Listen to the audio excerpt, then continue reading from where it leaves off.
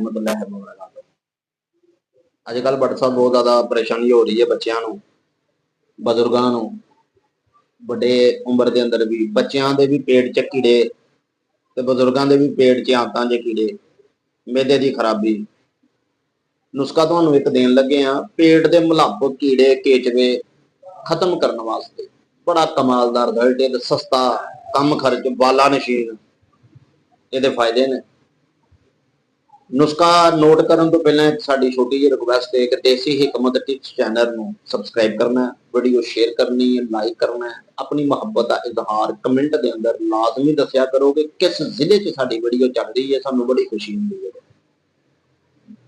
काली जीरी लेनी है, काली जीरी होंगी है, जीरा नहीं काली जीरी, बड़ी कड़वी होगी, 50 ग्राम, अजवैन 50 ग्राम, दोवें चीज़ा बस, तमाम चीज़ों टेलीकॉम पाउडर कर लो, 1000 mg का कैप्सूल कर लो, सुबह शाम दोपहर बड़े बंदे, छोटे बच्चे जोड़े ने 100 mg वाला कैप्सूल सुबह शाम, अगर अधकर उम्र है तो 500 mg वाला।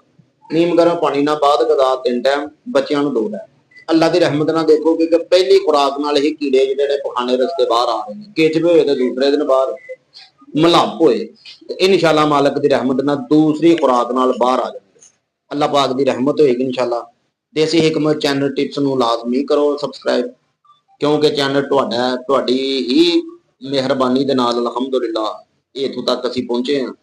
सानू बड़ी मुहब्बत है साडे वीवर नाल, सबसक्राइबरां नाल, ते अपनी मुहब्बत का इजहार लाजमी करया करो कि चैनल के थल्ले कमेंट लाजमी करया करो। मिलते हैं अगली वीडियो, उन्नी देर तक नेक दुआओं याद रखिया जी। अल्लाह निगहबान।